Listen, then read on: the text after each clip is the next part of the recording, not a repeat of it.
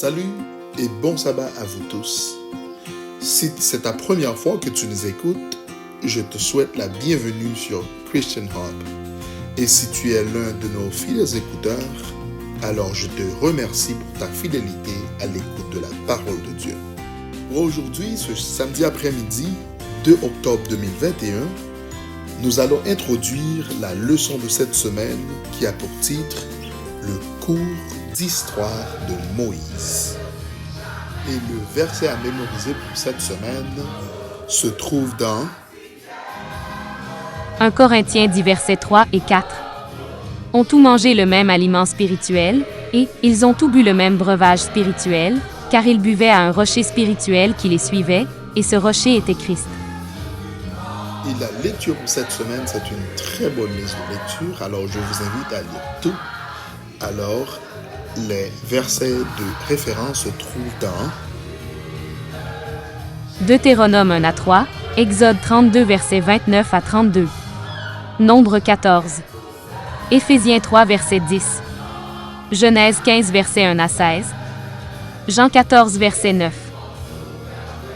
Voici les paroles que Moïse adressa à tout Israël, de l'autre côté du Jourdain, dans le désert, dans Deutéronome 1 verset 1, ainsi commence le livre de Deutéronome. Et malgré que la présence de Moïse domine le livre, de ses paroles d'ouverture à sa mort dans le pays de Moab. Deutéronome 34 verset 5, Deutéronome, comme toute la Bible, porte sur le Seigneur Jésus.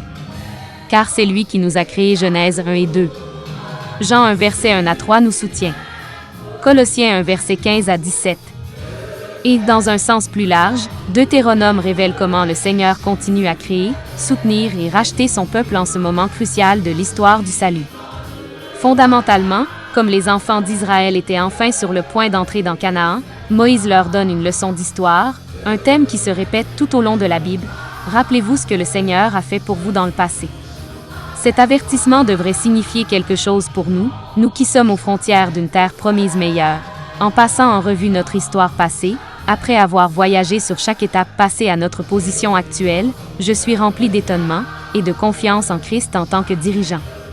Nous n'avons rien à craindre pour l'avenir, si ce n'est le fait que nous oublierons la façon dont le Seigneur nous a conduits, ainsi que son enseignement dans notre histoire passée.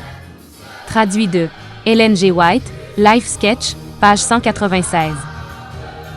Merci beaucoup pour votre écoute.